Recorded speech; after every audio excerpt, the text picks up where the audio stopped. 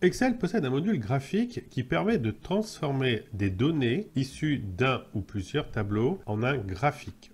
Ces graphiques sont donc liés à ces tableaux et toutes les modifications qui seront effectuées sur ces derniers seront automatiquement répercutées sur la représentation graphique. Excel propose ainsi 9 types de graphiques de base, donc les histogrammes, les courbes, les secteurs, les barres, les aires, les nuages de points, mais également 6 types de graphiques originaux, qui sont basés sur des cartes géographiques, par exemple. La liste complète est accessible à partir de la boîte de dialogue obtenue lors de la création du graphique. Nous avons un tableau qui recense un certain nombre de ventes sur différentes années et des régions différentes. Nous allons sélectionner le tableau dans son intégralité, de A1 jusqu'à E7. Puis, dans le ruban Insertion, nous allons sélectionner dans la zone graphique le petit bouton qui est en bas à droite, qui permet d'ouvrir l'ensemble de la boîte de dialogue sur l'insertion des graphiques. Les graphiques proposés au départ sont des graphiques recommandés. Mais nous pouvons choisir tous les types de graphiques. Nous avons par défaut les graphiques en histogramme, mais on retrouve tous les types de graphiques possibles. Il suffit tout simplement de cliquer sur l'histogramme qui nous intéresse, celui-ci, puis de valider. Automatiquement, une zone graphique va être créée et superposée à la feuille de calcul. Cette zone graphique contient des poignées blanches tout autour. On peut donc étirer la zone graphique. Et on peut la déplacer.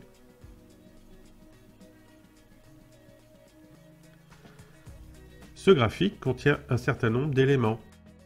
Les barres de représentation, la légende, les titres. Regardons les différents éléments qui composent un graphique. Tout d'abord, en point numéro 1, nous avons l'aspect général que l'on appelle la zone de graphique. À l'intérieur se trouve le dessin, c'est donc la zone de traçage, au point 2. Le point 3 nous montre les séries de données. Le point 4 nous montre qu'il y a deux axes. L'axe horizontal, les abscisses, et l'axe vertical, les ordonnées.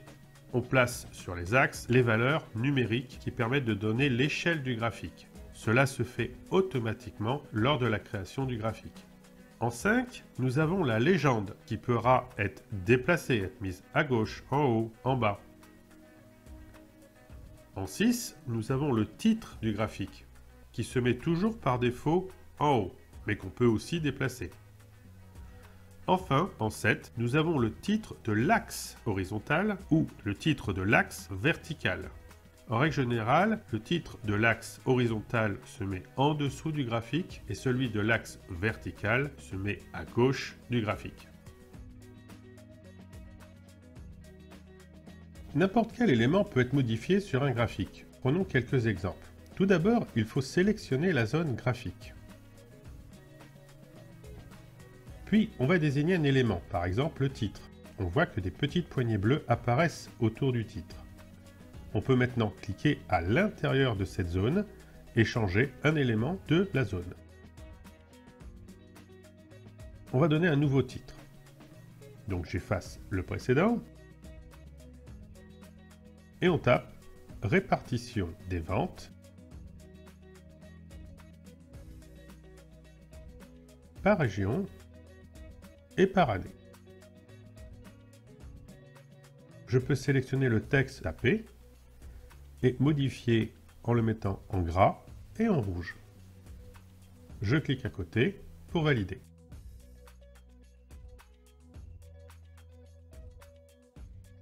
Prenons la légende. Les poignées sont autour de la légende, je peux donc maintenant la prendre et la glisser à un autre endroit. Prenons un élément d'une série. Toutes les barres de la même série sont sélectionnées. Je vais en prendre une en particulier, Nord-Ouest. Je change sa couleur. Je la mets en vert. Seule la barre du Nord-Ouest est en vert.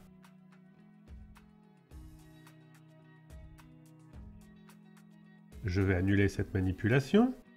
Je vais resélectionner une série complète, donc toutes les barres bleues, et je vais changer cette fois-ci la couleur. C'est donc toutes les barres bleues qui vont devenir vertes. Je peux donc choisir de changer la couleur d'une seule barre ou d'un ensemble de barres de la même série. Excel nous donne également des styles prédéfinis pour dessiner nos graphiques.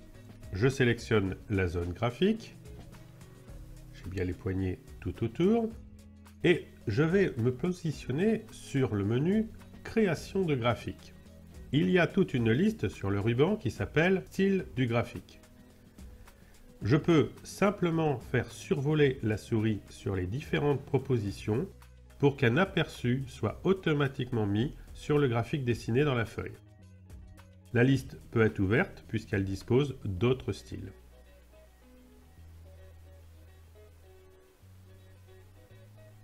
Je peux choisir celui qui me convient le mieux, par exemple celui-ci, le style numéro 10, et il s'applique automatiquement au graphique.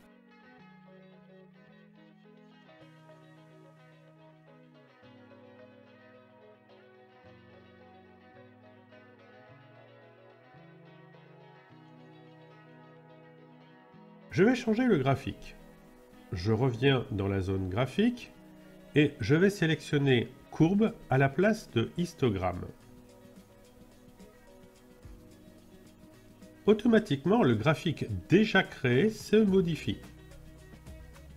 Je peux à nouveau changer de style. Je balaye pour choisir le style qui me convient le mieux. Par exemple le style 11, je le sélectionne et il s'applique automatiquement.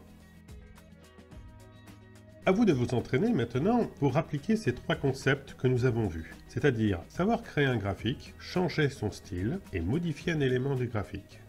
Pour nous aider dans cette démarche, je vous propose deux exercices complets, les numéros 106 et 301. Les exercices sont livrés avec leur base de travail, avec des corrections et des vidéos de démonstration qui expliquent pas à pas comment réaliser ces exercices.